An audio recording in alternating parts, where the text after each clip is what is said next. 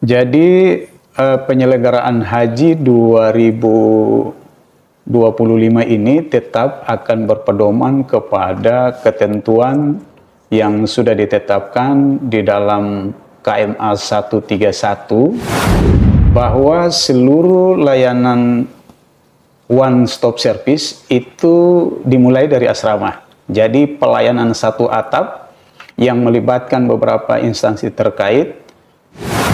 Skema EH ini juga akan menggunakan beberapa instansi untuk melakukan persiapan-persiapan baik persiapan sarana fisik maupun sarana-sarana pendukung yang lain. Kementerian Agama Provinsi Maluku, salam beragam Maluku, rumah besar kami beragam suku, agama dan budaya. Assalamualaikum warahmatullahi wabarakatuh. Om Swastiastu, Namo Buddhaya, dan salam kebajikan. Sahabat religi dimanapun Anda berada, jumpa lagi dengan saya Jafar Bugis, selaku host dalam memandu acara kita pada sore hari ini. Apa kabar Anda semua? Senang sekali berjumpa dengan Anda tentunya di podcast Rumah Cita, kantor wilayah Kementerian Agama Provinsi Maluku. Nah, sahabat religi dimanapun Anda berada, pada edisi kali ini kita akan berbincang-bincang terkait dengan persiapan pelaksanaan embarkasi haji antara Maluku dan bagaimana pelayanan haji di tahun 2025. Pada edisi kali ini telah hadir membersamai kita Kepala Bidang Penyelenggaraan Haji dan Umroh Kantor Wilayah Kementerian Agama Provinsi Maluku, Bapak Haji Jumadi Wali SAG MH. Sahabat religi dimanapun Anda berada, pada kesempatan ini sebelum kita memulai berbincang terkait dengan tema kita pada sore hari ini, kita sapa dulu narasumber kita pada kesempatan ini. Assalamualaikum warahmatullahi wabarakatuh, Pak Kabid. Waalaikumsalam warahmatullahi wabarakatuh. Sehat ya Pak? Alhamdulillah. Alhamdulillah, mudah-mudahan Bapak selalu diberikan kesehatan, kelancaran, kemudahan dari Allah Subhanahu wa Ta'ala. Amin, insyaallah. Ya, baik sahabat religi dimanapun Anda berada, seperti yang sudah saya sampaikan tadi bahwa pada podcast kita kali ini, kita akan berbincang-bincang terkait dengan persiapan pelaksanaan embarkasi haji antara Maluku dan bagaimana pelaksanaan haji di tahun 2025. Tentunya kita beberapa hari yang lalu sudah mengetahui dan mendengar secara langsung kebijakan pemerintah lewat Menteri Agama Republik Indonesia telah menetapkan kembali Maluku sebagai embarkasi haji antara tahun 2025. Tentu ini menjadi keinginan dan harapan daripada masyarakat khususnya yang ada di Maluku. Ini pun kemudian dijawab oleh Menteri Agama lewat KMA nomor 131 tahun 2025 tentang penetapan Bandara Udara Embarkasi Haji tahun 1446 Hijriah tahun 2025 Masehi. Terkait dengan kebijakan yang kemudian dilakukan oleh Menteri Agama tadi Pak, apa yang kemudian sebetulnya menjadi indikator sehingga Menteri Agama telah menetapkan kembali Maluku sebagai embarkasi haji antara tahun 2025 Pak? Ya. Baik, terima kasih. Assalamualaikum warahmatullahi wabarakatuh. Waalaikumsalam. Salam sejahtera untuk kita sekalian. Salam, Om Swastiastu, Namo Buddhaya, salam kebajikan.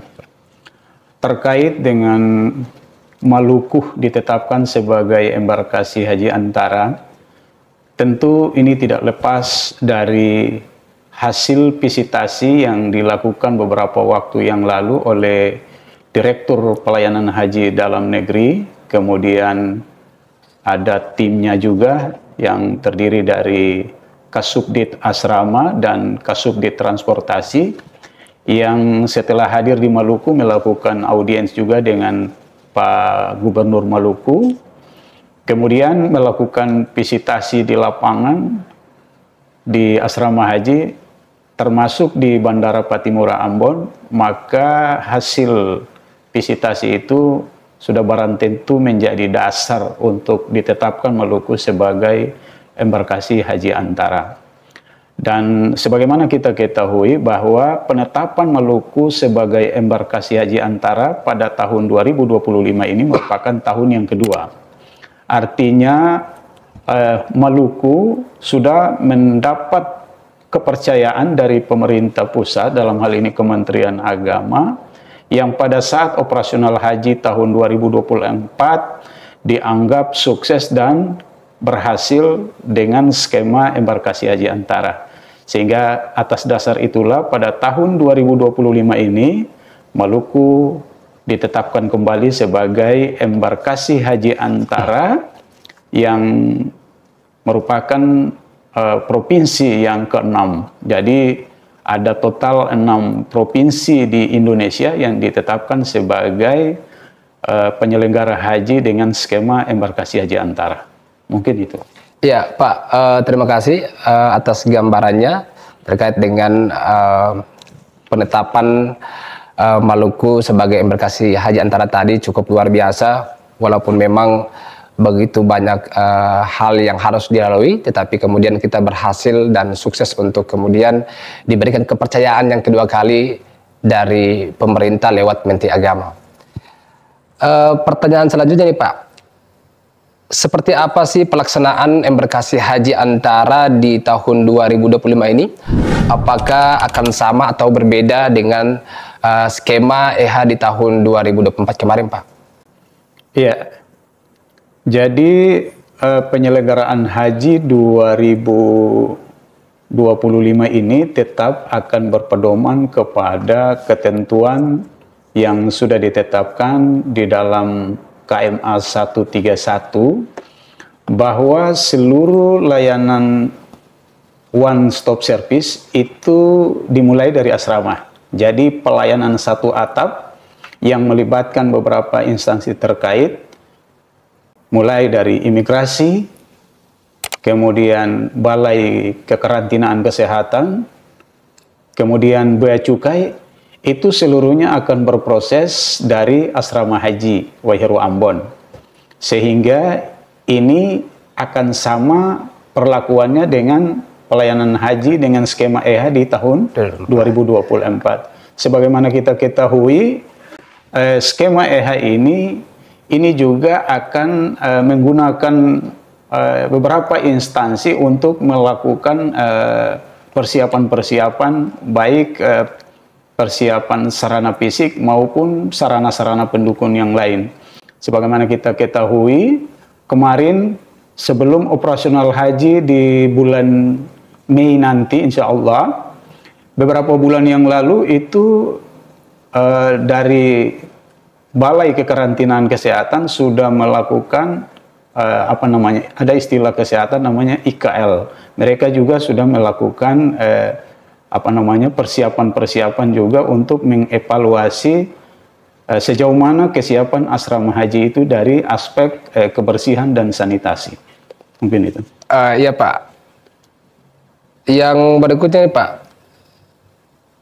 apa atau sejauh mana persiapan setelah diterbitkannya KMA 131 tentang EH ini Pak? Untuk persiapan setelah Maluku ditetapkan sebagai EH ini, kita sudah melakukan langkah-langkah persiapan dan koordinasi dengan beberapa instansi terkait, termasuk dengan pemerintah daerah Provinsi Maluku. Karena beberapa komponen yang harus dipenuhi, termasuk dari segi penganggaran, itu juga sangat tergantung dari kesiapan keuangan di pemerintah daerah. Kita berharap 2025 ini kendala yang kita hadapi beberapa tahun yang lalu pada saat pemberlakuan EH ini tidak terjadi di tahun 2025. Ya, memang terkait dengan EH di tahun 2025 ini memang sudah ada langkah-langkah persiapan yang sudah dilakukan sejauh ini ya Pak. Tetapi kemudian bagaimana kesiapan calon jamaah haji setelah diterbitkannya Kepres nomor 6 tahun 2025 tentang besaran BP tahun 2025 ini Pak?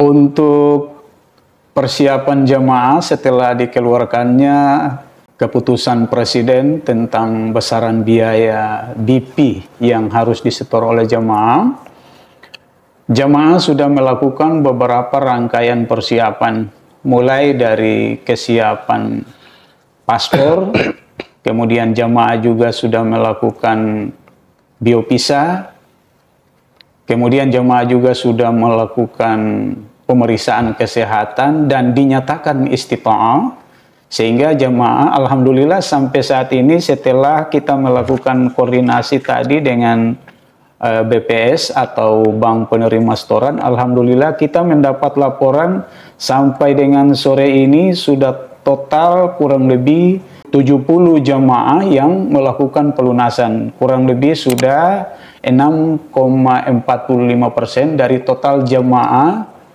yang masuk dalam kuota 2025 ini. Jadi ada sekitar 70 jamaah yang sudah melakukan pelunasan sampai dengan sore hari ini. Mudah-mudahan ini akan berjalan terus dan tidak ada kendala. Bagaimana dengan kesiapan fasilitas asrama haji menghadapi operasional haji tahun 2025 ini, Pak? Untuk kesiapan asrama haji, alhamdulillah kami sudah melakukan persiapan-persiapan secara maksimal, baik dari sistem sanitasi, terus air bersih, dukungan fasilitas ibadah, sarana fasilitas ibadah berupa masjid, juga kami sudah melakukan persiapan secara maksimal. Seluruh kasur tempat tidur jamaah sudah kita persiapkan secara maksimal, dan ada beberapa komponen juga yang kemarin sempat terhambat. Alhamdulillah juga kali ini kita sudah mempersiapkan dari sejak awal. Ya Pak, kita juga ingin mengetahui bagaimana langkah progres sejauh mana pelunasan BP tahun 2025 ini, Pak? Untuk progresnya, ini kan setiap hari jamaah terus melakukan pelunasan. Jadi, sebagaimana kita ketahui, ketika ditetapkan awal mula jamaah harus melakukan pelunasan pada tanggal 14 yang lalu, jamaah sudah mulai melakukan pelunasan pada saat dibuka. Kemudian kemarin juga tanggal 17 jamaah juga sudah melakukan pelunasan, sampai dengan hari ini jamaah terus melakukan pelunasan, sehingga kita berharap sudah 3 hari ini kurang lebih jamaah melakukan pelunasan yang sudah mencapai angka 70. Mudah-mudahan ini akan berjalan terus, dan kita berharap ada beberapa kabupaten yang belum sempat melakukan pelunasan itu bisa secepatnya. Sebagaimana kita ketahui juga tadi ada kurang lebih 7 jemaah yang harus berangkat dari Maluku Barat Daya, dari Moa. Itu karena di sana tidak memiliki BPS, tidak memiliki bank penerima setoran, mereka harus terbang ke Ambon untuk melakukan pelunasan sekaligus melakukan pemeriksaan kesehatan dan melakukan biopisa di kantor wilayah Kementerian Agama Provinsi Maluku. Ya Pak, pertanyaan yang berikutnya ini juga tidak kalah jauh ini Pak. Berapa jumlah jamaah haji yang akan diberangkatkan di tahun 2025 ini Pak? Baik, jamaah sesuai kuota yang diberikan oleh pemerintah pusat kepada Provinsi Maluku itu ada berjumlah 1086 jamaah, dan itu sudah dibagi per kabupaten kota sesuai dengan surat keputusan Gubernur Provinsi Maluku nomor 51 tahun 2025. Sesuai dengan kuota yang sudah dibagi berdasarkan surat keputusan Gubernur sebagai berikut. Yang pertama adalah kota Ambon, itu sebesar 346 jamaah. Kemudian Kabupaten Maluku Tengah sebanyak 127 jamaah. Kemudian Kabupaten Maluku Tenggara sebanyak 66 jamaah. Selanjutnya Kabupaten Seram bagian Barat 94 jamaah.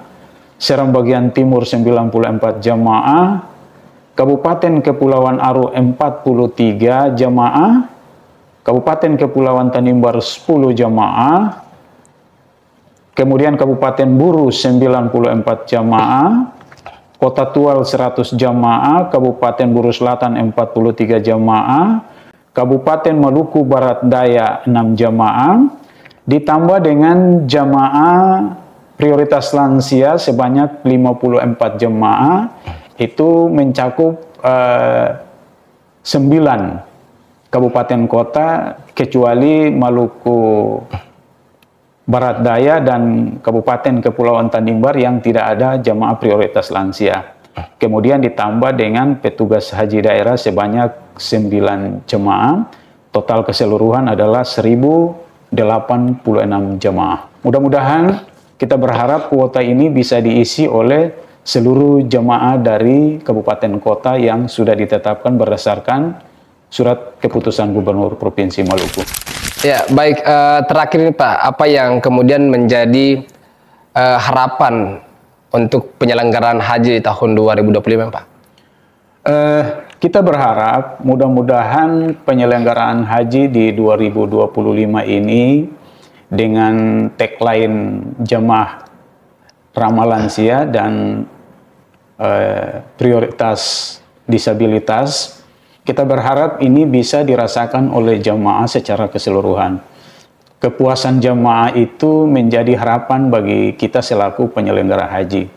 Jadi harapan saya mudah-mudahan kita bisa memberikan pelayanan secara maksimal, dan harapan saya ketika jamaah akan melakukan pelunasan, dipastikan jamaah itu sudah melakukan pemeriksaan kesehatan dan dinyatakan istita'ah. Sekali lagi harapan saya, jamaah harus bisa memaksimalkan untuk menjaga kesehatan fisik maupun kesehatan mental.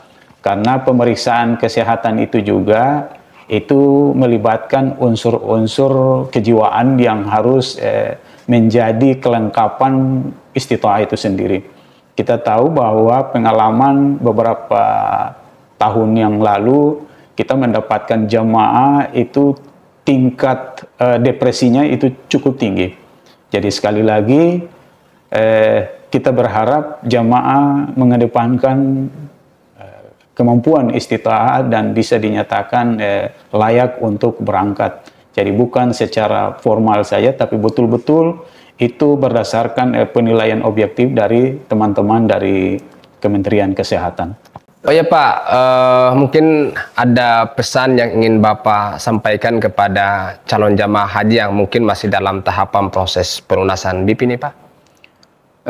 Baik, pesan saya kepada seluruh jamaah calon haji yang melakukan pelunasan saat ini, saya berharap waktu dan deadline waktu yang sudah diberikan dibuka tanggal 14 Februari sampai tanggal 14 Maret. Saya berharap waktu yang sudah diberikan ini bisa dimaksimalkan oleh seluruh jemaah calon haji pada saat pelunasan tahap 1. Karena nanti akan dibuka juga tahap 2, tapi nanti akan diperuntukkan bagi jemaah yang sesuai ketentuan, termasuk kepada jemaah cadangan. Jadi ketika jemaah tidak memaksimalkan waktu pelunasan di tahap kedua, kecuali mereka yang gagal dalam sistem pada saat pelunasan. Jadi misalnya ada gangguan jaringan, dia tidak bisa melakukan pelunasan, itu akan diberikan kesempatan melakukan pelunasan di tahap 2. Tetapi selain dari itu, maka jamaah akan diberikan kesempatan untuk melakukan pelunasan tahap kedua itu, yaitu khusus untuk jamaah penggabungan mahram, kemudian jamaah prioritas pendamping lansia, kemudian ditambah juga dengan jamaah cadangan. Mungkin itu harapan saya kepada seluruh jamaah yang melakukan pelunasan saat ini, untuk waktu deadline yang sudah diberikan itu kiranya bisa dipergunakan dengan sebaik-baiknya. Yang kedua, saya berharap juga kepada seluruh jamaah dipastikan persyaratan paspor, kemudian visa itu sudah harus dimiliki oleh seluruh jamaah calon haji. Sehingga ini tidak menghambat keberangkatan Bapak Ibu ke Tanah Suci. Yang berikut saya berharap juga kepada seluruh jamaah untuk selalu menjaga kesehatan. Kemudian jamaah juga harus memperbanyak silaturahmi dengan tetangga, dengan keluarga, dengan handai tolan. Kemudian jamaah juga saya berharap untuk terus melakukan aktivitas ibadah, melakukan aktivitas olahraga sesuai dengan kemampuan, olahraga-olahraga ringan yang tidak terlalu memberatkan, yang tidak terlalu menguras fisik. Dan yang terakhir, saya berharap kepada seluruh jemaah yang sedang berproses untuk selalu banyak berdoa kepada Allah Subhanahu wa Ta'ala, memperbanyak zikir, memperbanyak istighfar. Mudah-mudahan dengan itu akan memberikan kemudahan, memberikan hidayah kepada seluruh calon jemaah haji agar keberangkatannya ke Tanah Suci bisa berjalan dengan lancar. Mungkin itu harapan saya. Baik, sahabat religi dimanapun Anda berada, itulah harapan dan pesan yang disampaikan oleh Kepala Bidang Penyelenggaraan Haji dan Umroh Kantor Wilayah Kementerian Agama Provinsi Maluku. Mudah-mudahan ini bermanfaat bagi kita semua, terkhusus kepada calon jamaah haji yang insya Allah akan melaksanakan ibadah haji di tahun 2025. Dan sebelum saya menutup podcast kita pada sore hari ini, terlebih dahulu saya ucapkan banyak-banyak terima kasih kepada Bapak Kabid atas waktu dan kesempatannya. Walaupun memang di tengah kesibukan yang cukup banyak, tetapi alhamdulillah masih diberikan kesempatan untuk bisa kembali hadir di podcast kita yang sekian kalinya. Dan akhirnya saya atas nama Jafar Bugis selaku host dalam memandu acara kita pada sore hari ini pamit mengundurkan diri. Wassalamualaikum warahmatullahi wabarakatuh.